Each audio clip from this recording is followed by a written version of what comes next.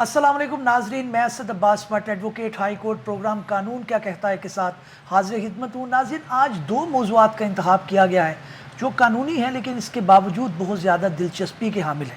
ایک تو ہم بات کریں کہ دو آرڈیننس جو ہے وہ نیشنل اسمبلی نے نہیں بلکہ جو ہے وہ پریزیڈنٹ آف پاکستان نے جاری کیے۔ ایک جو ہے وہ اپوائنٹمنٹ آف ٹریبیونل کے جو ججز ہیں ان کے متعلق ہے، اور دوسرا نیب کی جو ریمانڈ پروویژن ہے اس سے متعلقہ ہے۔ وہ کیوں جاری کیے گئے، اتنی جلدی کیا تھی، کیا پارلیمان کو اس کے اوپر غور و خوض کرنے کے بعد جاری نہیں کرنا چاہیے تھا؟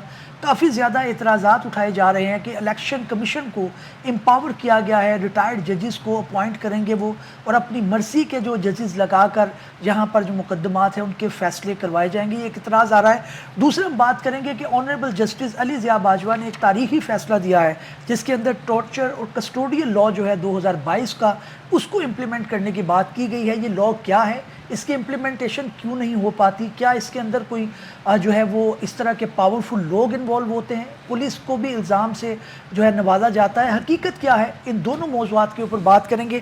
پہلے ہم آغاز کریں گے کہ جو آرڈیننس آیا ہے اپوائنٹمنٹ آف ٹریبیونل ججز کا، وہ کیا ہے اور اس کے متعلق جو ہے وہ کیا کرٹیسزم ہے۔ اسد، میں آپ سے بات کا آغاز کرنا چاہوں گا۔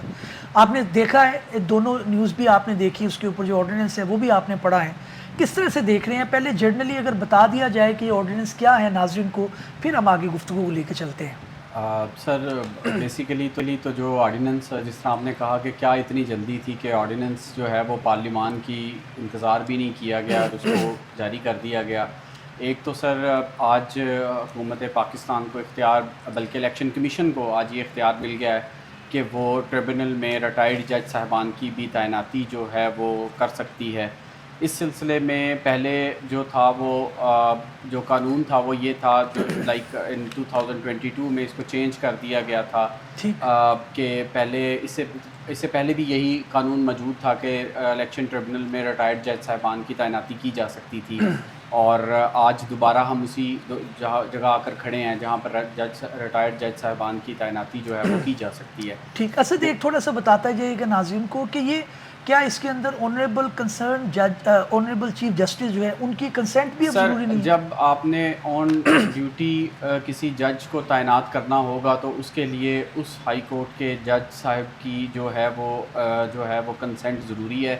الیکشن کمیشن تابع ہے کہ وہ ان کو ریکمنڈیشن بھیجے اور ان سے سروسز جو ہے وہ ریکویسٹ کرے، اور جب وہ ان سے سروسز ریکویسٹ کرے گا الیکشن کمیشن آف پاکستان، اس کی بنیاد کے اوپر اگر اس صوبے کے آنریبل چیف جسٹس صاحب مناسب سمجھیں گے تو وہ ان کی سروسز کو ریلیز کر دیں گے کہ وہ جا کر الیکشن کمیشن میں بطور ٹریبونل جج جو ہیں وہ تعینات ان کو کر دیا جائے۔ لیکن بیسیکلی معاملہ اس وقت اس سے آگے چلا گیا ہے۔ اب الیکشن کمیشن کے پاس یہ اختیار آ گیا ہے کہ وہ کسی بھی ریٹائرڈ جج سے پرائیویٹلی کنسنٹ لے کر، اس کی مرضی جان کر یا جانے بغیر اس کو تعینات کر دے، اور وہ جج صاحب جو ہیں وہ ریٹائرڈ جج صاحب جو ہیں وہ تعینات ہو جائیں ایز ٹریبونل کے جج الیکشن کمیشن کے۔ اس میں سر سب سے امپورٹنٹ بات یہ ہے کہ ہمیں دیکھنا یہاں پر یہ ہوگا کہ الیکشن کمیشن کو ایسا کیوں ضروری سمجھا گیا۔ میرا خیال ہے کہ جوڈیشل افسران جو ایک خاص عمر پوری کر کے ریٹائرمنٹ کے بعد اگر جاب کے لیے موجود ہیں تو اس کے لیے there is a serious question on merit. میرے نزدیک اس کے لیے ضروری ہے کہ جو آن ڈیوٹی جج صاحبان ہیں ان کو تعیناتی ان کی بہت ضروری ہے۔ بیسیکلی الیکشن کمیشن نے جیسا الیکشن ابھی کروایا ہے وہ آپ کے سامنے ہے، جس میں ابھی تک ہم فارم 45 اور 47 کے مسائل کا شکار ہیں۔ مطلب آج سے کچھ سال پہلے کا اگر آپ موازنہ کر لیں تو آج سے کچھ سال پہلے تک تو کسی کو شاید یہ بھی نہ پتہ ہو کہ الیکشن میں کوئی فارم 47 فارم 45 بھی موجود ہوتا ہے، جو کہ الیکشن کے رزلٹ کو کمپائل کرنے کے لیے جو نیسیسری ڈاکومنٹس ہیں ان میں شامل ہے۔ لیکن اس دفعہ جو بھی یہ الیکشن کمیشن نے اتنا خوبصورت میرٹ کے اوپر جو الیکشن کروایا ہے، اس کے بعد سے یہ ہر زبان زد عام ہے کہ جی کہ الیکشن 45 اور الیکشن 47 جو ہے وہ اصل جو ہیں وہ ڈاکومنٹس ہیں کہ جو الیکشن کا رزلٹ کمپائل کرتے ہیں۔ لیکن بنیادی طور پر جو اگر آپ اس سٹیج کے اوپر اس طرح کے فیصلے لیں گے، جب ان فارم 47 اور فارم 45 کی جو جسٹ ہے اس کو ڈگ ان کیا جائے گا, یہ دیکھا جائے گا کہ کون سا رزلٹ کتنے میرٹ پر موجود تھا اور اس کے لیے کیا ضروری لیگل ریکوائرمنٹس کو پورا کیا گیا ہے. اس سب کے لیے جب ان چیزوں کو پرکھنے کے لیے ٹریبونل کوئی بندہ جائے گا تو وہاں آگے جا کر اس کو جب دوبارہ ایک مشکل کا سامنا یہ کرنا پڑ رہا ہے کہ اول تو ابھی تک ٹریبونل ہی موجود نہیں ہے, اور اگر ٹریبونل موجود ہوں گے بھی, جب بنا دیے جائیں گے اور ججز وہاں پر تعینات کیے جائیں گے, پھر ان کی تعیناتی بھی ایک جو ہے وہ شک میں ڈال دی گئی ہے ڈیو ٹو دس آرڈیننس. بالکل ٹھیک ہے. اصل میں دوبارہ آپ کی طرف آؤں گا. میں امر سعید صاحب بیرسٹر ہیں, وہ بھی کمپیٹنٹ ہیں, ان معاملات کو دیکھتے رہے ہیں, ان سے جو ہے وہ بات کرنا چاہوں گا. امر, آپ نے گفتگو سنی اسد کی, وہ یہ فرما رہے ہیں کہ اس کے اندر جو ہے وہ پارلیمان کی جو ہے وہ اس طرح سے منشا شامل نہیں ہے, ایک آرڈیننس کے ذریعے نکالا گیا ہے. اب آپ کیا سمجھتے ہیں کہ اس کے اندر گورنمنٹ کا یہ کہنا ہے, جہاں پہ کرٹیسزم ہے کہ جی ٹائم کم ہے, آپ نے کب سے الیکشن ہوئے ہیں, معاملات کو جلدی آپ نے سیٹل کرنا ہے, تو اس لیے آپ کے آلریڈی ججز موجود نہیں ہیں. ہائی کورٹ کے اندر جو تعداد ہے وہ تقریباً 50% کم ہے جو آپ کے سینکشن ہے, 60 ہونے چاہیے, کو غالباً 32 33 ہیں. تو اگر آپ ان کو بھی ٹریبیونلز کے اندر لگا دیں گے تو اس صورت کے اندر جو ہے وہ آلریڈی پینڈنگ جو کام ہے وہ رک جائے گا. تو یہ بہتر ہے کہ آپ کسی ریٹائرڈ جو آنریبل ججز ہیں ان کی آپ استفادہ اٹھا لیں. کیا برائی ہے اس میں؟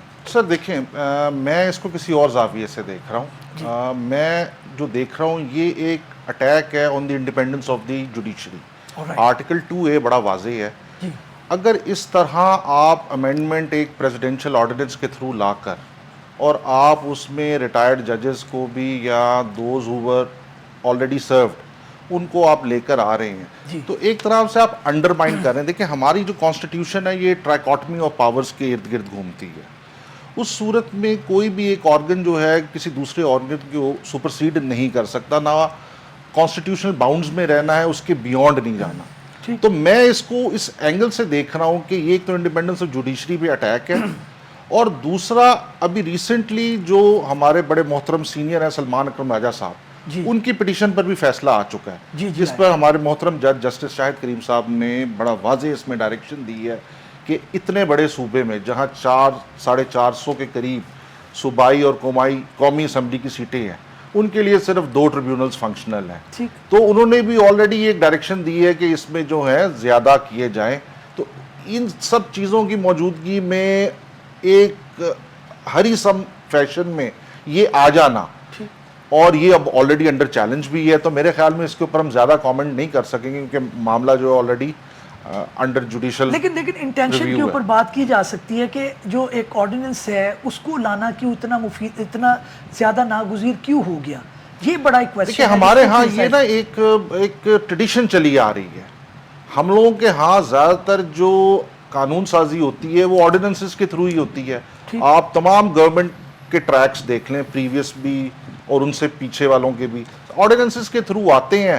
جو حالات ہوتے ہیں, جو ان کے پولیٹیکل موٹیوز ہوتے ہیں, جن چیزوں کو وہ کیٹر کرنا چاہ رہے ہوتے ہیں, اس کے اوپر جو ہے قانون سازی ہو کر آ جاتی ہے. بالکل ٹھیک ہے. اسد میں آپ کی طرف آتا ہوں دوبارہ. ایک لسٹ آنریبل چیف جسٹس نے بھی آلریڈی بھیجی ہوئی ہے, اس کے اوپر نہیں عمل درآمد ہوا. تو یہ ایک بڑی آبجیکشنیبل چیز ہے کہ اگر آپ کو واقعی کام کرنا ہے, آپ کو فیصلے کرنے ہیں جلدی, تو الیکشن ٹریبیونل جو ہے اس کے لیے کنسنٹ سے کام ہو. ایک آنریبل چیف جسٹس ہیں, ان کے پاس اختیار ہے, آپ رات کو اٹھ کے ایک آرڈیننس لے آئے ہیں, تو اس سے جیسے ابھی امر نے بھی فرمایا کہ یہ تو ایک اٹیک ہے, آپ اس کے اندر انکروچمنٹ کر رہے ہیں. آپ سپریشن آف پاور کا جو پرنسپل ہے اس کو آپ خود ہی اپوائنٹمنٹ ہے, خود ہی آپ نے فیصلے کروانے ہیں, اس کے بینیفیشری بھی آپ خود ہی ہیں. تو پھر کرٹیسزم تو جائز نظر آتا ہے. کیوں نہیں آپ اس لسٹ کو سامنے رکھتا الیکشن کمیشن آف پاکستان جو honourable chief justice Lahore high court نے دی ہوئی ہے؟ سر جو آپ بات کر رہے ہیں اس میں جو کرٹیسزم تو بہت دور کی بات ہے سر. سب سے پہلے ہمیں مورلی اتنا میچور ہونا پڑے گا کہ جب ایک پروسیس انیشیٹ کیا جا چکا ہوا ہے تو ہمیں اس کے اوپر دوسرا سٹیپ لینے کی ضرورت نہیں ہے. جب آلریڈی ایک لسٹ جو ہے وہ ان ایئر ہے, جس کے اوپر آنریبل لاہور ہائی کورٹ کے چیف جسٹس صاحب نے جو ہے وہ اس کو جاری کیا ہوا ہے, اور اس کے اوپر جو ہے وہ ڈیو ڈیلیجنس جاری ہے اس لسٹ کے اوپر. تو میں اس میں یہ سمجھتا ہوں کہ سب سے پہلے تو اس لسٹ کے اوپر جب تک کوئی فیصلہ نہ کر جائے, مورلی کسی کو بھی کوئی اس طرح کا ایکشن کرنے کی ضرورت نہیں تھی. اور اگر اس سارے معاملے کو دیکھنے کی ضرورت تھی سر، بیسیکلی جو الیکشن سے ریلیٹڈ معاملات ہیں نا، وہ بے شک الیکشن کے پرنسپلز ہیں، اس میں رولز اینڈ ریگولیشنز ہیں، post election strategies like post election legal requirements like tribunal کا قیام کرنا ہے. اس میں جب تک آپ ساری پارٹیز کو شامل نہیں کریں گے، آپ فری اینڈ فیئر الیکشنز کی بات کر ہی نہیں سکتے. دیکھیں، جو بھی اپوزیشن ہے، جو بھی گورنمنٹ پارٹیز ہیں، بیسیکلی تو اس کا بڑا آسان سا حل ہے کہ آپ ساری سیاسی جماعتوں کی جو ہے نمائندگی کو جو اسمبلی میں موجود ہے اس کو بٹھائیں. اس میں اس وقت پاکستان تحریک انصاف، پیپل پارٹی اور پاکستان مسلم لیگ نون، جو پاکستان کی 3 بڑی سیاسی جماعتیں ہیں، ان تینوں کے نمائندگان جو ہیں وہ اسمبلی میں موجود ہیں. آپ ان کو بٹھائیں، ان کے کنسنسس سے کوئی چیز لے کے آئیں گے تو یہ ایک آپ سمجھ لیں کہ ایوولوشن کی سٹیج ہوگی کہ ہمیں کس طرح سے جو ہے وہ ٹریبونل کا قیام عمل میں لانا ہے. افسوس کی بات یہ ہے سر کہ پاکستان بنے ہوئے 75 سال ہو چکے ہیں، ہمیں ابھی تک یہ سمجھ نہیں آیا، اور we are living in a democratic country, اور ابھی تک ہمیں ڈیموکریسی کے جو بیسک فنڈامنٹل پرنسپل ہے الیکشن، اس کے نتائج کی کریڈیبلٹی کو انشور کرنے کے لیے ٹریبونل بنانے کا نہیں پتا کہ ٹریبونل کیسے بنے گا. ہم ابھی تک یہ فیصلہ نہیں کر پا رہے ہیں کہ ہم نے ٹریبونل میں ججز، ریٹائرڈ ججز کو لگانا ہے کہ سروس ججز کو لگانا ہے. دیکھیں، میں اس بارے میں بڑا کلیئر ہوں کہ آپ کی جو بھی ججز آپ تعینات کرتے ہیں، ہم نے دیکھا ہے کہ جن ٹریبونلز کے اندر جو ہے وہ ریٹائرڈ ججز کا قیام کیا جاتا ہے، ان کے فیصلے کی جو انفورسمنٹ ہوتی ہے اس کا طریقہ کار تھوڑا سا ڈیفرنٹ ہوتا ہے ایز کمپیئر ٹو ان ججز کے جو آن ڈیوٹی موجود ہوتے ہیں. ایک اس کا ڈکرم ہوتا ہے، اس کی ایک آپ سمجھ لیں رٹ اسٹیبلش ہوتی ہے. تو میں اس بارے میں، اور کیا اس وقت کیا امر مانے ہیں کہ لا گریجویٹس نہیں مل رہے جو ہائی کورٹ کے جج بننے کے قابلیت رکھتے ہوں. ابھی آپ نے ذکر کیا کہ 32-35 سیٹیں خالی ہیں، 32-35 ججز موجود ہیں. تو سر ہاف ایک اس کے ساتھ کام کرنے کی کیا ضرورت ہے؟ آدھی جو آپ کی اسٹرینتھ ہے اس کے ساتھ ہم روز عدالتوں میں پیش ہوتے ہیں، ججز کے اوپر ورک لوڈ بہت زیادہ ہے. اب جہاں پر ایک دن میں کہیں کسی آنریبل جج نے 40 کیسوں کو سننا ہے، وہاں وہ 100 کیسز کو سن رہا ہے. تو اس سے نہ صرف ججز کے اوپر ورک لوڈ بڑھ رہا ہے، اس سے کورٹ کی ایٹماسفیئر بھی بڑی متاثر ہوتی ہے. ہائی کورٹ جیسی بہت ساری عدالتیں ایسی ہیں جس کے باہر کھڑا ہونا مشکل ہے روٹین میں. آپ خود وہاں پہ موجود ہوتے ہیں، بیرسٹر صاحب موجود ہوتے ہیں، انہوں نے دیکھا ہوگا کہ کئی عدالتوں میں کام کرنا مشکل ہو جاتا ہے اس موسم کے اس حالات میں، چونکہ وہاں پر موجود ہی نہیں ہے کوئی دوسرا. ہمارے پاس ججز کی کمی اتنی ہے. تو کیا امر مانے ہیں؟ لا گریجویٹس نہیں مل رہے جن کی جو ریکوائرمنٹ پہ پورا اترتے ہوں. کیا پرابلم ہے؟ بیسیکلی یہاں پر میلافائڈ انٹینشن ہے. پھر اس سب کے باوجود یہ سب کچھ ہوتے ہوئے آپ ریٹائرڈ ججز کی طرف جا رہے ہیں. اگر ریٹائرڈ ججز کو ہی آپ نے تعینات کرنا ہے تو آپ ریٹائرمنٹ ایج بڑھا دیں. بالکل ٹھیک ہے، بالکل ٹھیک ہے. چل رہی ہے. میں بیرسٹر عمر کی طرف جاتا ہوں. بیرسٹر صاحب، آپ نے سنی ہے گفتگو، ایک انٹینشن کی بات ہے. بات یہ لگ رہا ہے کہ جو گورنمنٹ ہے اس کی جو ہے وہ نیت کے اندر کوئی ایسی بات ہے کہ وہ ایک تو یہ ہے کہ آنریبل چیف جسٹس کی پاور کو کرٹیل کرنا، کہ ان سے اب کنسلٹ ہی نہیں کیا جائے گا.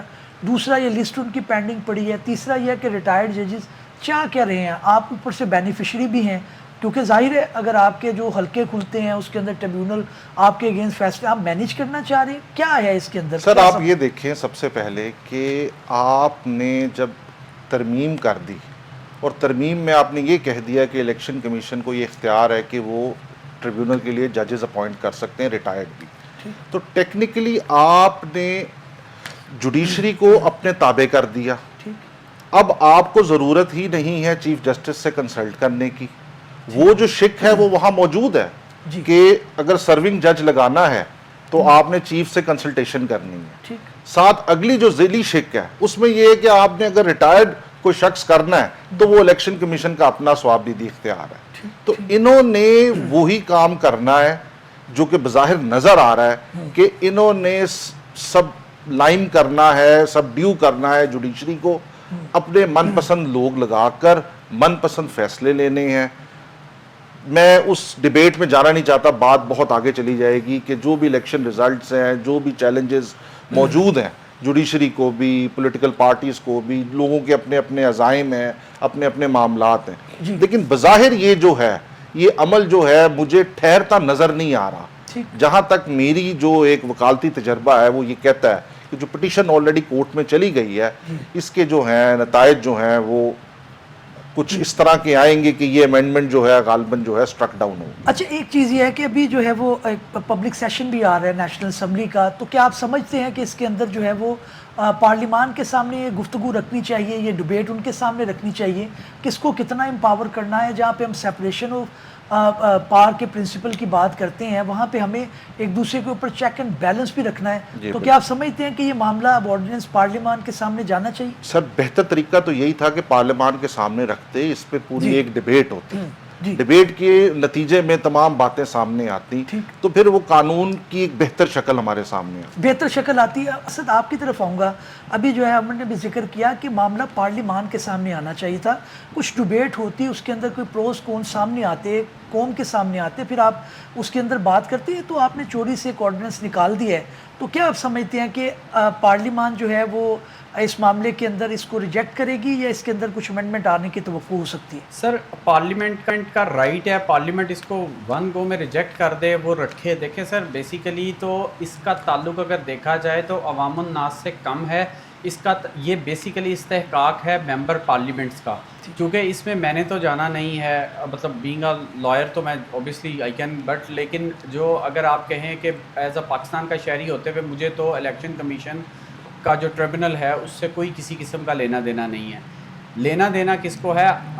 जो आपका मेंबर पार्लियामेंट है उसने जाना है और जाकर अपना राइट इंश्योर करना है। रिजल्टेंटली कॉमन मैन का भी राइट उसमें आ जाता है जब उनका मुंतखब नुमाइंदा ही असम्बली तक नहीं पहुंचेगा इन द फॉर्म ऑफ के वहाँ कोई ऐसी बदउनवानी या कोई करप्शन ना हो जाए, इलेक्शन के प्रोसीजर के अंदर कोई धांधली हो जाए ऐसी जिसकी वजह से वो ना जा सके, दैट इज़ अनदर इशू।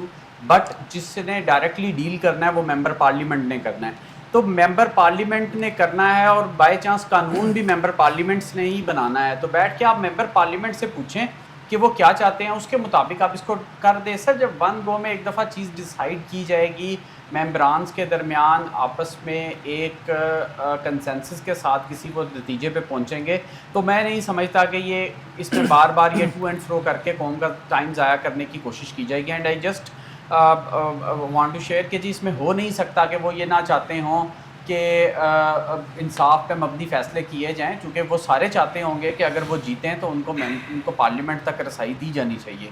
तो इन एनी केस जो मेंबर पार्लियामेंट होंगे वो ज़रूर चाहेंगे कि इसके अंदर अमेंडमेंट हो और वो मुनासिब फ़ैसला करके इसको जो है वो थ्रू पार्लियामेंट पास करें। नाज़रीन, इज्तिमाई हिकमत जो है उसको प्रिवेल करना चाहिए। अमेंडमेंट किसी तरह की भी हो पार्लियामेंट से गुजर कर आनी चाहिए, ताकि लोगों ने जिनको मैंडेट दिया है वही उसके अंदर जो है कानून साजी और तरमीम ला सके।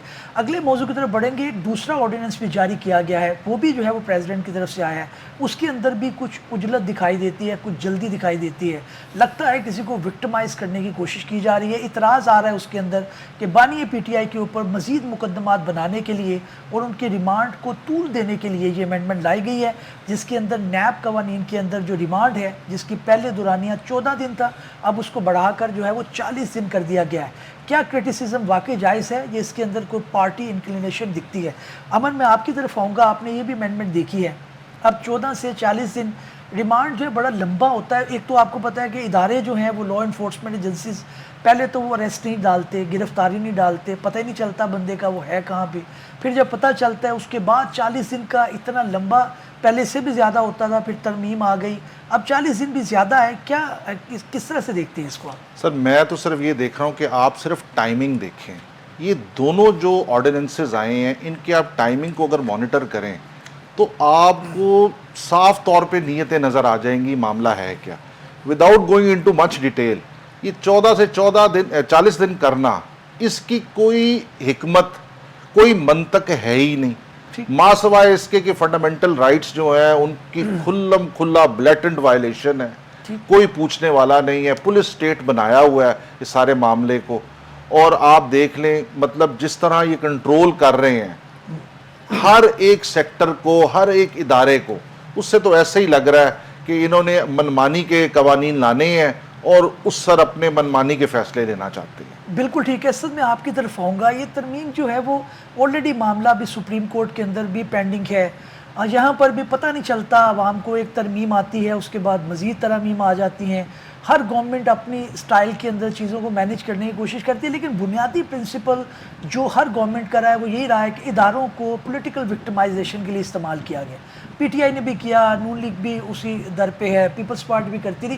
یہ وتیرہ کب ختم ہوگا؟ کب یہ بیٹھ کر یہ ڈیسائیڈ کریں گے کہ واقعی جو ہے وہ کوئی جمہوریت پن پہ، اس کے اندر قانون سازی اس طرح کی ہو جس کے اندر واقعی عوام کو ریلیف ملے؟ سر میں گزارش کرتا ہوں کہ جب پاکستان تحریک انصاف کی گورنمنٹ تھی اور عمران خان صاحب وزیر اعظم تھے، اس وقت یہ سارے اس بات کے اوپر بضد تھے کہ یہ جو نیب کی کا ڈیوریشن ہے اس کو کم کیا جائے. ٹھیک. اور اس بات کے لیے چونکہ یہ وکٹمائز تھے اس کے، اور اس وقت جو آج کی گورنمنٹ ہے اور اس کے گورنمنٹ کے اتحادی ہیں اس وقت یہ چاہتے تھے کہ جی کسی طرح سے نیب کا جو ہے ریمانڈ کا پیریڈ اس کو ریڈیوس کیا جائے. اور اس میں 2-3 سمپل سی وجوہات ہیں کہ جی وہ اس وجہ سے ریڈیوس کرنا چاہتے تھے کہ جس وقت آپ اس کو ریڈیوس کر دیں گے، جب تک ریمانڈ چلتا رہے گا تب تک آپ بیل اپلائی نہیں کر سکتے. چونکہ سر ان کے پاس، to be very honest, NAB کے پاس جو ہم نے پچھلے کچھ سالوں میں آبزرو کیا ہے کہ کوئی بھی کسی بھی فائنینشیل ٹرانزیکشن کو ایویلیویٹ کرنے کی کوئی کیپیبلٹی نہیں ہے. نیب نے آج تک اپنا کوئی بھی فائنینشیل مس کنڈکٹ کو ثابت ہی نہیں کر سکی کہ جی کوئی وہ جب دعوے آتے ہیں تو اس میں ان کو شاید زیرو لگانے کی اجازت ہے کہ یہ جتنے مرضی لگا دیں، اور اس کے بعد یہ پڑھتے ہیں جی 15,000 کروڑ کی کرپشن کا معاملہ آ گیا، اور ادر ڈے جو ہے نا سر وہ زیروز نکل جاتے ہیں وہ شاید، اور ان کے پلے کچھ نہیں رہتا. تو لہٰذا سر یہ صرف اور صرف سیاسی مفاد ہیں اس ساری امینڈمنٹس کے پیچھے. کسی قسم کا اس کا کوئی لا اینڈ جسٹس سے تعلق نہیں ہے، کسی قسم کا اس میں کوئی ایسی بات نہیں ہے جس سے کوئی آپ یہ دیکھ سکیں کہ جی قانون سازی کی جا رہی ہے اور قانون کو میچور کیا جا رہا ہے. قانون کی میچورٹی سے کسی قسم کا کوئی تعلق نہیں ہے. آپ نے آج، میں گزارش کروں کہ 90 دن کا ریمانڈ اور 40 دن کے ریمانڈ میں کوئی فرق نہیں ہوتا. آپ ایک دفعہ لے لیں پھر دوبارہ لے لیں تو 40 اور 40 80 ہو گیا سر. آپ جتنی دفعہ مرضی لے لیں سر، دوبارہ آ جائیں گے کہ جی انویسٹیگیشن مکمل نہیں ہے. اینڈ اب آپ بھی اس بات کو جانتے ہیں کہ یہ نیب والے جب اگر آپ ایک ویک کا بھی ریمانڈ دے دیں تو ریمانڈ ختم ہونے سے ایک رات پہلے تک ملزم سے پوچھ گچھ نہیں کی جاتی. اس کو پوچھا تک نہیں جاتا کہ بھئی تم کہاں سے آئے ہو، کون ہو تم، کہاں جا رہے ہو، کیا کر رہے تھے. آخری دن جا کر اس سے یہ ساری کی ساری انویسٹیگیشن جو ہے نا وہ کی جاتی ہے، اور آ کے کہا جاتا ہے جی ابھی کمپلیٹ نہیں ہے، جی ٹائم اور دے دیں. یہی ڈیوریشن، یہی چیزیں چلتی آ رہی ہیں. اور آپ نے بالکل ٹھیک فرمایا سر، جس طرح بیرسٹر صاحب نے بھی اس پہ کہا سر، یہ کوئی اس کا، ان کی ٹائمنگز بہت اہم ہیں. یہ جو چیز چاہیں قانون کو جس طرح سے مرضی توڑ کے لے آئیں. پھر وہی بات 1999 کا آرڈیننس ہے جی نیب کا، جہاں سے شروع ہوتا ہے نیب کا ادارہ. ابھی 25 سال میں یہی طے نہیں کر سکے کہ جی ملزم کو کتنی دیر میں انویسٹیگیشن میں رکھ کے انویسٹیگیشن کی جا سکتی ہے. اس کی کوئی، اچھا پھر کوئی ان کے پاس سر کوئی طریقہ کار نہیں ہے، کوئی یارڈ سٹک نہیں ہے. آپ نے اگر اس کو چینج کرنا ہے تو کوئی لے کے آئے نا جی کہ ہم نے پچھلے 25 سالوں کا ڈیٹا انالیسس کیا ہے، ہمیں پتہ چلا ہے کہ جی 40 دن لگتے ہیں جی ملزم سے انویسٹیگیشن کرنے میں، یہ سٹیجز ہیں جی. اس کو کیا منہ اٹھا کے 40 کر دیا، اب کل کو کہیں گے نہیں جی 40 اچھا فگر نہیں ہے، 50 اچھا ہے، 50 کر دیتے ہیں. پوچھیں نا ان سے، کوئی پوچھے کہ جی 40 کیوں. ابھی بالکل ٹھیک ہے. میں بیرسٹر امر سعید سے یہ کویسچن رکھتا ہوں. اب بیرسٹر صاحب آپ نے سنی ہے اسد کی بات، وہ بھی بیرسٹر ہیں اور معاملے کو سمجھتی ہیں. اب آپ وہ بڑی ٹھیک بات انہوں نے کی کہ جناب کوئی ڈیٹا ہے آپ جس کی بنیاد کے اوپر آپ بات کریں. دوسرا میرا اس کے اندر ضمنی کویسچن اگر آپ ایڈ کر لیں کہ آنریبل کورٹ کے اندر معاملات چیلنج ہوتے ہیں، اس کے اندر بھی انٹرپریٹیشن باقی ہوتی ہے، اس کے بعد مقننہ دوسرا لاء لے آتی ہے، تو کیا یہ کس طرح سے ہوگا؟ کیونکہ یہ تو بیسیکلی جو آپ کی ججمنٹ آتی ہے آنریبل کورٹ کی، اس کو بھی نلیفائی کرنے کی کوشش کرتے ہیں کہ نئی ترمیم لا لیں جی. اب کورٹ کہتی ہے ٹھیک ہے نہیں آ گئی قانون کے تابع، کورٹ تو باریک بینی سے ایک سٹیپ کو جو ہے وہ قانون کے اندر رہ کے دیکھنا ہے، وہ تو مجبوری ہے. تو پھر کیا پولیٹیشنز کی یہ ناکامی ہے جس کا وہ خود بھی شکار ہے؟ نہیں سر، دیکھیں آپ کو ایک ہسٹری دیکھنی پڑے گی. میں پچھلے تقریباً 15-16 سال سے یہ چیز دیکھ رہا ہوں کہ ہمارے ہاں ایک پٹیشن کورٹ میں جاتی، ایک معاملہ زیر بحث ہوتا ہے عدالت میں، اس کے اوپر کاروائی چل رہی ہوتی ہے، تو فٹافٹ جو گورنمنٹ آف دا ڈے ہوتی ہے نا، وہ کوشش کرتی ہے کہ کوئی قانون سازی ایسی کریٹ کر دی جائے تاکہ اس کا اثر جو ہے زائل کر دیا جائے، جو کہ متوقع ہوتا ہے فیصلہ، یا ان کو نظر آ رہا ہوتا ہے کہ فیصلہ ہمارے خلاف آ جائے گا یا آ جا چکا ہے. اب آپ کو یاد ہوگا جب یوسف رضا گیلانی صاحب تھے prime minister, contempt of court act آیا تھا 2012 کا. جی جی بالکل. وہ کورٹ نے نلیفائی کیا اس کی نلیفیکیشن کے اگینسٹ انہوں نے ایک پہلے سے ہی قانون سازی کر دی تھی کہ جو پرائم منسٹر ہے اس کے اگینسٹ کنٹیمپٹ نہیں آ سکتی. بالکل ٹھیک. تو اب آپ دیکھیں وہاں سے شروع ہوں, اور انسٹنسز ہیں بے شمار بالکل کہ پارلیمان جو ہے وہ گورنمنٹ آف دا ڈے, میں اسپیشلی اس کی بات کروں گا, کہ وہ ایسے لے کر آتی ہے انیکٹمنٹس تاکہ وہ سب ڈیو کر سکے آن گوئنگ کیسز کو in the supreme court, cases of public importance, یا وہ کیسز جن کے بہت فار ریچنگ امپیکٹ ہوتا ہے. تو یہ جو ایک ٹسل اداروں کے درمیان ہمیں نظر آ رہی ہے, یہ کوئی مفید نہیں ہے ہمارے ملک کے لیے. ہو کیا رہا ہے کہ ہم آگے بڑھنے کی بجائے ہم ہر روز پیچھے کی طرف جا رہے ہیں. بالکل ٹھیک ہے, آگے بڑھنے کے بجائے ناظرین پیچھے کی طرف جا رہے ہیں. مجھے یہاں پر دل نواز شیمت صاحب نے جوائن کیا ہے, ایڈوکیٹ ہائی کورٹ ہیں, اکثر آپ انہیں میرے شو میں دیکھ چکے ہیں. ان سے بھی ان دونوں جو آرڈیننسز ہے اس کے بارے میں پوچھتے ہیں کہ وہ ان کو کس طرح سے دیکھ رہے ہیں. دل نواز شیمت صاحب بہت شکریہ جوائن کرنے کا. اچھا دل نواز شیمت صاحب, دونوں آرڈیننس آپ نے دیکھے, ان کے بارے میں خبر بھی آپ نے دیکھی, کافی تذکرہ ہم کر چکے ہیں, اس کے اوپر کچھ انالیسس بھی آ چکا ہے. آپ کا کیا کہنا ہے؟ ایک تو آرڈیننس ہے جس کے اندر اپوائنٹمنٹ آف الیکشن ٹریبیونل کے اندر جو ریٹائرڈ ججز ہیں اس کے متعلق ہے, اور دوسرا جو نیب کے اندر ترمیم لائی گئی ہیں جس کے اندر فزیکل ریمانڈ ملزم کا جو ہے وہ 14 دن سے 40 دن تک کیا گیا ہے. بریفلی اگر آپ بتا سکیں کہ دونوں معاملات کو کس طرح سے دیکھ رہے ہیں. وائڈ ہو جائے گا, پہلے ایک کا لے لیتے ہیں. بٹ صاحب یہ جو الیکشن والا معاملہ ہے تھوڑا سا اس پہ کر لیتے ہیں, پھر اگلی دفعہ دوسرے پہ کر لیں گے. اس میں تو یہ تھا کہ کیونکہ کچھ عرصے سے ٹسل چل رہی ہے, اور ابھی ایک ججمنٹ بھی ریسنٹلی آئی ہے اپنا آنریبل لاہور ہائی کورٹ کی سلمان اکرم راجہ کیس میں, جسٹس شاہد کریم کی, اس کے شاید آپ ڈسکس کر چکے ہوں گے سارا بیک گراؤنڈ, کہ اس میں اب معاملہ یہ تھا کہ جو ریکمنڈیشن ہے جو آنریبل چیف جسٹس کی طرف سے آ رہی ہے, کیا الیکشن کمیشن جو ہے وہ باؤنڈ ہے اس کو اپنا فالو کرنے کا یا نہیں. اور الیکشن کمیشن کا موقف یہ رہا ہے کہ آخری جو ہے, اور حکومت کا بھی, کہ آخری جو اختیار ہے اس میں سے ہے وہ الیکشن کمیشن کا ہے. آنریبل چیف جسٹس کا صرف جو ہے وہ ایک ریکمنڈیشن ہو سکتی ہے لیکن اس کے اوپر بائنڈنگ نہیں ہے. اوبیسلی اس میں جو کورٹ کا ویو تھا وہ ڈفرینٹ تھا. تو اب اس کو ریکٹیفائی کرنے کے لیے جو ہے یہ ایک لا جو ہے وہ پاس کیا جا رہا ہے, جس کا پھر پرپس تو یہی ہے کہ جو الیکشن کمیشن ہے اس کو اختیار دیا جائے. بالکل ٹھیک ہے. دل نواز شیمت صاحب, یہاں پہ ہمیں اب تیسرے موضوع کی طرف بڑھنا ہے. ناظرین آپ نے انٹرو میں بھی سنا, جیسے کہ میں نے تذکرہ کیا, کہ آنریبل جسٹس علی ضیاء باجوہ نے ایک تاریخی فیصلہ دیا ہے جس کے جو کہ 17 صفحات پر مشتمل ہے. اس کے اندر بیسیکلی بات یہ ہوئی ہے کہ جناب جو اموات کسٹڈی کے دوران ہوتی ہیں, پولیس کی کسٹڈی کے دوران, اس کے اندر ریپ بھی شامل ہے, اس کے اندر ٹارچر بھی شامل ہے, تو وہ مقدمات جو ہے وہ کون سنے گا؟ کیا وہ پولیس والے ہی سنیں گے یا اس کے لیے کوئی دوسرا ادارہ موجود ہے؟ یہ آج ججمنٹ آئی ہے. میں صد آپ کی طرف آؤں گا, آپ نے ججمنٹ سنی بھی, اس کی خبر بھی سنی, آپ نے پڑھی بھی ہے. جو علی ضیاء باجوہ صاحب خود بھی کرمنل پریکٹس میں رہے ہیں, اور یہ بڑا ایک عام معاملہ ہے کہ آپ کو نہیں پتہ چلتا کہ آپ کا پیارا جو ہے وہ گناہ گار ہونے سے پہلے ہی پولیس اس پہ تشدد کر دے, کوئی دشمنی میں مارا جائے. اکثر ہم دیکھتے ہیں کہ پولیس کسٹڈی کے اندر جو ہے اموات ہوتی ہیں, لوگ زخمی ہوتے ہیں, ریپ کے مقدمات ہیں, ٹارچر کے مقدمات ہیں. تو فیصلہ تو ایک بڑا جاندار ہے, کیا اس پہ امپلیمنٹ ہو پائے گا؟ سر میں سب سے پہلے تو یہ اس میں بڑا اس بات کا اقرار کرنا چاہوں گا کہ وہ فیصلہ پڑھنے کے بعد میں یہ سمجھتا ہوں کہ جو ہمارے تمام کے تمام جنرل پبلک ہے اور لیگل کمیونٹی ہے وہ علی ضیاء باجوہ صاحب کی اس ججمنٹ کا احسان کا بدلہ کبھی نہیں دے سکیں گے. شاید یہ اتنا خوبصورت فیصلہ ہے اور یہ اتنا ضروری تھا اس وقت, جس حالات میں جو کہ 2 سال میں ہم نے دیکھا ہے کہ کس طرح لوگوں کو پولیس کسٹڈی میں رکھا جاتا ہے اور کس طرح سے ان کے ساتھ تشدد کیا جاتا ہے اور اس کے بعد ان کو پیش نہیں کیا جاتا بہت دفعہ. تو اس میں ایک تو ایشو سر ڈیتھ کا ہے نا کہ پولیس کسٹڈی میں ڈیتھ ہو گئی, دوسرا ایشو ہے جو پولیس کسٹڈی میں رکھ کر لوگوں کو تشدد کیا جاتا ہے. اس میں کبھی آپ اس بات پر غور کریں کہ جب مسنگ پرسنس کو پیش نہیں کیا جاتا اور اس کے لیے گورنمنٹ ٹائم پہ ٹائم لے رہی ہوتی ہے اور اس کے بعد ون فائن مارننگ وہ بندہ کہیں نہ کہیں سے برآمد ہو جاتا ہے، جس کی نمبر آف جو ہیں وہ مثالیں موجود ہیں.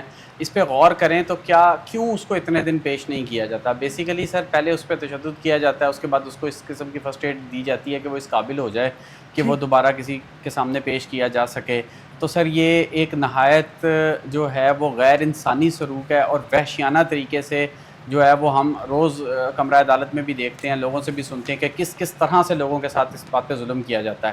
تو لہٰذا آنریبل جسٹس علی ضیاء باجوہ صاحب کے لیگل ایکومن سے تو بالکل کوئی انکار نہیں ہے، لیکن یہ جو احسان انہوں نے اس خاص وقت میں اس ججمنٹ کو دے کے کیا ہے نا سر، اس کا یہ پوری زندگی پاکستان قوم اس کا بدلہ نہیں اتار سکتی. بالکل ٹھیک ہے ناظرین، بڑی اچھی ایک ججمنٹ ہے جو آنریبل جسٹس علی ضیاء باجوہ نے دی ہے، جو پولیس کسٹڈی میں اندر جو معاملات ہیں، غیر قانونی ٹارچر، ریپ اور ڈیتھ کے معاملات ہیں، اس سے متعلقہ ججمنٹ ہے. تو میں ابھی بات کروں گا بیرسٹر امر سعید سے.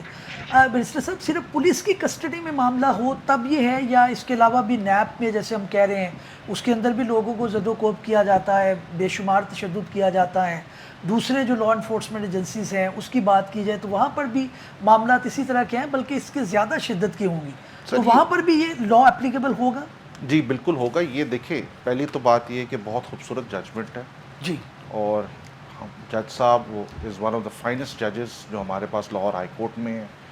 ان کی اس ججمنٹ سے ایک چیز تو بہت واضح ہو گئی کہ ایک پاکستان جو کہ اب ہم ایک پولیس اسٹیٹ بنے ہوئے ہیں، یہاں پہ دن رات تشدد کے واقعات ہوتے ہیں اور سینکڑوں لوگ مارے جاتے ہیں، فیک پولیس انکاؤنٹرز ہوتے ہیں. اس ججمنٹ کی سب سے خوبصورت بات یہ کہ یہاں پہ انہوں نے یہ کہہ دیا کہ in case of any custodial torture اور death investigation shall be carried out by the F I A. خوبصورتی کیا ہے کہ ایک تیسرا امپارشل ادارہ اس کی کرے گا انویسٹیگیشن. ایک بات. دوسرا، صرف پولیس کی حد تک بات نہیں ہے، پبلک آفیشلز کی بات ہے، اور اینی بڈی ہو ایڈز اور ابیٹس دیم، اس میں کوئی اور بھی آ سکتا ہے. ٹھیک ہے نا؟ اچھا، یہ تو ہوگی پہلی بات. دوسرا، پھر دیکھیں کہ ہم جو ہیں سگنیٹری ہیں یو این کیٹ کے. ججمنٹ 2024 میں آ رہی ہے، ایکٹ 2022 کا انیکٹ ہوا ہے. اصل فوکس جج صاحب کا تھا کہ امپلیمنٹیشن کیوں نہیں ہو رہی. امپلیمنٹیشن اتنی کمزور ہے. اس میں ہیومن رائٹس کمیشن والوں کو بھی بلایا گیا، انہیں بھی کہا گیا کہ بھی بتائیں اس میں کہ اس کو کس طرح ہم آگے امپلیمنٹ کر سکتے ہیں.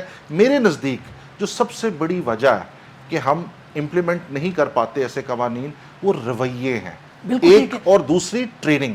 اگر ہم اپنے آفیشلز کی بھرپور ٹریننگ کر دیں، انہیں بتا دیں، تو میرے خیال میں بہت حد تک یہ چیزیں جو ہیں کم ہو سکتی ہیں. بالکل ٹھیک ہے.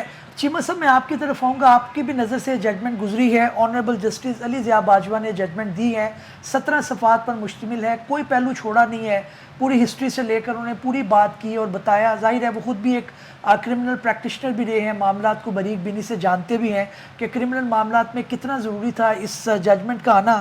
لیکن سوال یہ ہے کہ اس کے اندر جو انویسٹیگیٹنگ ایجنسی ہے وہ اگین ایف آئی اے ہے.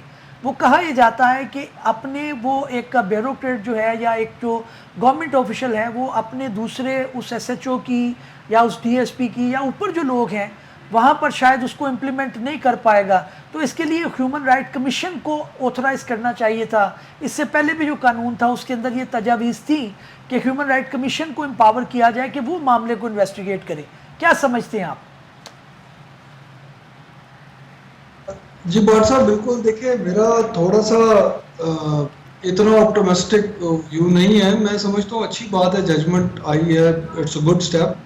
بٹ میرا نہیں خیال کہ فوراً بہت زیادہ فرق شاید پڑے گا، اور پڑھنا بہرحال چاہیے. اس میں بہت سارا جو اصل میں ایمفسس ہے وہ لا کے اوپر ہی ہے. قانون میں جو 2022 کا ایکٹ ہے اس میں تو یہ سارا کچھ پہلے سے دیا ہوا ہے کہ آفینس جو ہے اگر ٹارچر ہوگا، ٹارچر کے ذریعے انویسٹیگیشن نہیں ہو سکتی، کسی قسم کی کنفیشن نہیں لی جا سکتی، وہ آفینس بھی کریٹ کیا ہوا ہے. اس کی انویسٹیگیشن کا اختیار بھی ایف آئی اے کو دیا ہوا ہے. ججمنٹ کا ایمفسس اس چیز پہ ہے کہ اس قانون کو صحیح طریقے سے عمل میں لے کے آنا چاہیے. تو اس حد تک بالکل ٹھیک، اچھی بات ہے.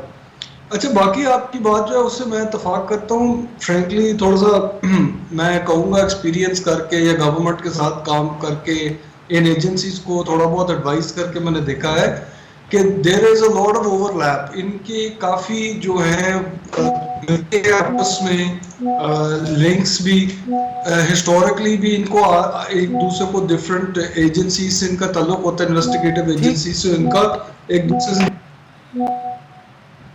ناظرین تکنیکی بنیاد پر ہم دل نواز چیمہ سے بھی بات نہیں کر پا رہے, دوبارہ ان کو جوائن کرنے کی کوشش کریں گے. میں واپس آتا ہوں بیرسٹر امر سعید کی طرف.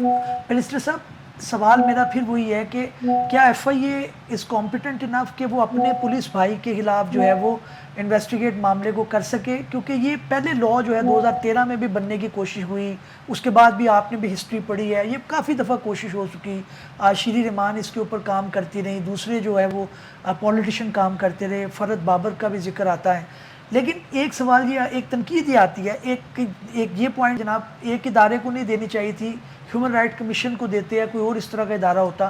اور دوسرا یہ ہے کہ اگر کمپلینٹ فیل ہو جائے تو اس لاء کے اندر یہ بھی ہے کہ کمپلیننٹ کو بھی کوئی سزا ہو سکتی ہے. یہ پروویژن ایک خطرناک ہے جس کی وجہ سے شاید, کیونکہ کرائم تو آپ کو پتہ ہے کسٹڈی میں ہوا, اس کا ایویڈنس ملنا, اس کے لیے گواہ اکٹھا کرنا, وہ اثر خود ایک جو ہے وہ ایک مشکل کام ہے. اور اگر اس کے اندر آپ نے اٹیمپٹ کر بھی لی اور اگر آپ ناکام ہو گئے تو پھر آپ کے خلاف بھی کارروائی ہو جائے گی. اچھا میں وہیں سے شروع کروں گا جہاں پہ بات کا سلسلہ ختم ہوا تھا, کہ میں نے بات کی تھی ٹریننگ کی. ہمارے ہاں سب سے انفارچونیٹ بات یہ کہ پنجاب پولیس کی اگر ہم بات کر لیں, وہاں پہ ان کو اس طرح کی نہ ٹریننگ ہے, نہ ان کے اندر کوئی ایسی خواہش ہے کہ وہ اپنے آپ کو اپ گریڈ کریں, اپ لفٹ کریں, اکارڈنگ ٹو ورلڈ سٹینڈرڈز اس کو لے کر آئیں. کوششیں ہوتی ہیں لیکن اس کا نیچے تک گراس روٹ لیول تک کوئی عمل نہیں ہوتا. آج بھی آپ تھانہ کلچر دیکھ لیں, وہ ویسا ہی ہے جو آج سے 100 سال پہلے تھا. ایف آئی اے تھوڑا جدید اور تکنیکی بنیادوں پہ ہے, ان کے پاس بہتر انویسٹیگیشن کے ٹولز اور میتھڈالوجیز ہیں, they are performing a bit better. لیکن بات پھر وہیں پہ آ جاتی ہے کہ اگر ہمارے پاس ڈیزائن ہے اور اگر ڈیزائر نہیں ہے تو ہم پھر بھی فیلئر ہیں. جب تک دونوں چیزیں نہیں ہوں گی ہم آگے پروگریس نہیں کر سکیں گے. اور دوسری بات جو آپ کا کویسچن ہے, ملیشیس پروسیکیوشن, آپ کو پتہ ہے ہمارے ہاں تو یہ کلچر ہے. ہمارے ہاں تو یہ ہے کہ بھائی پہلے ایک الزام لگا دیں, موشن آف لا کو انیشیٹ کر دیں, بعد میں دیکھی جائے گی جو ہوگا. اس ججمنٹ سے اور اس ایکٹ سے کم یہ چیز تو واضح ہو گئی کہ اگر آپ نے غلط قسم کی درخواست دی, کمپلینٹ آپ کی اگر غلط ثابت ہوئی تو آپ کے خلاف سزا بھی ہوگی, جرمانہ بھی ہوگا, اور دونوں چیزیں بھی ہو سکتی ہیں. ایٹ لیسٹ ایک ڈیٹرنس کریٹ ہوا ہے اور ہونا ضروری ہے. ابھی ریسنٹلی ہم دیکھ رہے ہیں اپنے لاہور ہائی کورٹ میں جو فریولس قسم کی پٹیشنز آتی ہیں ان کو کاسٹ اور ہیوی کاسٹوں کے ساتھ ڈسمس کیا جا رہا ہے, تاکہ تھوڑی سی ٹریننگ ہو جائے لٹیگنٹس کی بھی اور تھوڑا سا باور کرا دیا جائے وکلا کو بھی کہ بھائی آپ پہلے ہی سوچ لیا کرے ایسی پٹیشنز لانے سے پہلے, نہ عدلیہ کا وقت ضائع ہو نہ ریسورسز ضائع ہوں. ٹھیک ہے اسد, میں آپ کی طرف آتا ہوں. معاملات آپ بھی دیکھتے ہیں, کرمنل کے بھی, سول کے بھی, بلکہ کانسٹیٹیوشن معاملات کو بھی میں نے کرتے ہوئے دیکھا آپ کو. لیکن یہاں پہ جو کویسچن آ رہا ہے وہ یہ ہے کہ جناب ایویڈنس میں کیسے اکٹھا کروں گا. ٹارچر اگر ہوا ہے, پولیس کی کسٹڈی میں ہوا, ایک ملزم ہے, نہ اس کا وٹنس ہے, سوائے اس کے کہ ایک میڈیکل رپورٹ آپ کے حق میں آ جائے یا اس ایکسٹینٹ تک آپ کو زخم آ جائے یا خدا نہ خواستہ کوئی ایسی چیز ہو جائے کہ جو بالکل یہاں ہو جائے, اس کے علاوہ تو ایویڈنس اکٹھا کرنا بڑا مشکل ہے. سر جھوٹی کارروائیاں اور اپلیکیشنز اور ان کے کیسز کے بارے میں جس طرح بھی بیرسٹر صاحب نے فرمایا کہ آلریڈی جو ہے یہ ہمارے ہاں بڑی کامن پریکٹس ہے کہ اس کو کیا جاتا ہے, لیکن اس کے سد باب کے خلاف بھی قانون موجود ہے. اگر پولیس ایک غلط مقدمہ درج کرتی ہے تو پولیس کے خلاف بھی قانون موجود ہے, لیکن اس میں کیا آج تک کبھی عمل درآمد ہوا, کبھی نہیں ہو سکا. لیکن آپ کو میں یہ یقین دلاتا ہوں کہ اگر اس میں کسی نے کوئی درخواست دی کسی پولیس افسر کے خلاف تشدد کی, تو اس میں یہ والی شک جو ہے کہ اگر آپ کی جھوٹی ثابت ہوئی تو یہ ضرور ایکٹیویٹ ہو جائے گی. اس میں ضرور آپ کے خلاف ضرور کارروائی ہوگی کہ آپ نے غلط جو ہے وہ ایک اپلیکیشن فائل کیا ہے. سر گزارش یہ ہے کہ یہ کبھی ثابت نہیں ہو سکے گا. اور جس طرح سے ایف آئی اے کے معاملے میں بھی میں آپ کو ایک گزارش کرتا چلوں کہ ایف آئی اے میں بہت سارے آفیسرز پولیس سے ڈیپوٹیشن پر آتے ہیں. تو جب پولیس سے بہت سارے افسران ڈیپوٹیشن پہ آتے ہیں تو کس پولیس افسر کو کہاں پر کیسے بچانا ہے, اور جیسے بیرسٹر صاحب نے فرمایا کہ ٹریننگز کا ان کا فقدان ہے, نہ یہ ٹھیک ہیں اور ان میں کسی قسم کی طلب بھی نہیں ہے, یہ ٹھیک ہونا بھی نہیں چاہتے ہیں. They are fine with that کہ جی جو وہ کر رہے ہیں جیسے طریقہ کار چل رہا ہے اس کو چلتے رہنے چاہتے ہیں کہ وہ ایسے ہی چلتا رہے, کبھی اس میں کوئی تبدیلی نہ آئے. بات صرف سر اس بات پہ آتی ہے کہ اگر ایف آئی اے بھی تو ایک انویسٹیگیشن ایجنسی ہے, اگر ایف آئی اے کی کسٹڈی میں ٹارچر ہوتا ہے, اگر ایف آئی اے کی کسٹڈی میں ڈیتھ ہو جاتی ہے کسی کی, تو پھر کیا ایف آئی اے ہی اس کو انویسٹیگیٹ کرے گی؟ تو یہ پوائنٹ آپ کا بالکل درست ہے. اس میں ایف آئی اے جو ہے وہ بالکل یہ سوچے گی کہ ہم نے اپنے پیٹی بھائیوں کو کیسے بچانا ہے, کس طرح سے ان کو سیف گارڈ کرنا ہے. اوبیسلی کراس ڈپارٹمنٹل کمیونیکیشن ہوگی, جو پولیس والے حضرات ایف آئی اے میں بیٹھے ہوئے ہیں پوسٹڈ ہیں وہ بات کریں گے ادھر, تو بڑے آرام سے سر یہ چیزیں مینیج کی جا سکیں گی. یس آپ کو چاہیے تھا کہ جس وقت یہ قانون بن رہا ہے, بیسیکلی یہ قانون بننا بھی نہیں تھا, یونائٹڈ نیشنز کے پریشر کے اوپر جو ہے وہ ہمیں ہیومن رائٹس کا جو چارٹر ہے اس کو اوبے کرنے کے لیے یہ قانون سازی کرنی پڑی, اور یہ اس وقت میں کرنی پڑی جب ہم فنڈامنٹل رائٹس کی سب سے آخری حد پہ کھڑے ہوئے ہیں آج کل, تو ہم نے جا کر یہ قانون سازی کی اس وقت. تو میں یہ بالکل نہیں سمجھتا کہ یہ اس پہ فردر بھی امپلیمنٹیشن ہو سکے گی. جس طرح سے میں بار بار کہہ رہا تھا کہ آنریبل جسٹس علی ضیاء باجوہ صاحب کے لیگل ایکیومن سے بھی انکار نہیں ہے, اور ان کا یہ احسان بھی ہے کہ انہوں نے اس وقت میں یہ ایک خوشگوار ہوا کا جھونکا ثابت ہوگا یہ ڈیسیژن.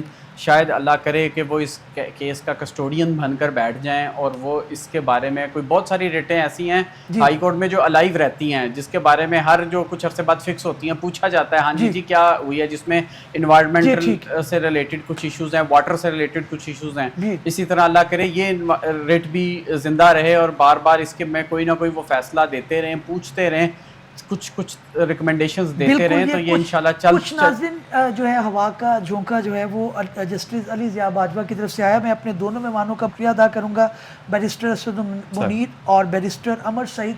بہت شکریہ آپ کی آمد کا. دل نواز شیمہ صاحب کو بھی شکریہ کہ انہیں وقت نکال کے لیے پروگرام میں آئے اور اپنے جو ہے وہ اظہار کیا کہ وہ کیا سوچتے ہیں موضوعات کے بارے میں. ناظرین آنریبل جسٹس علی ضیاء باجوہ کا جو فیصلہ ہے اس کے اوپر امپلیمنٹیشن کروانا ہر اس شہری کا حق بھی ہے اور ذمہ داری بھی ہے. معاملہ تب خراب ہوتا ہے جب ہم ظلم کو برداشت کرنا شروع کر دیتے ہیں, جب ہم آواز نہیں اٹھاتے, جب ہم سہتے جاتے ہیں اور کوشش نہیں کرتے. معاملہ اس طرح سے نہیں ہے. جتنی بھی ڈیولپ کنٹریز ہیں وہاں پر بھی انصاف پہلے دن میسر نہیں تھا, وہاں پر بھی قانون کی پاسداری پہلے دن نہیں تھی, وہاں پر بھی جسٹس علی ضیاء باجوہ جیسے آنریبل ججز فیصلے پہلے دن نہیں دیتے تھے.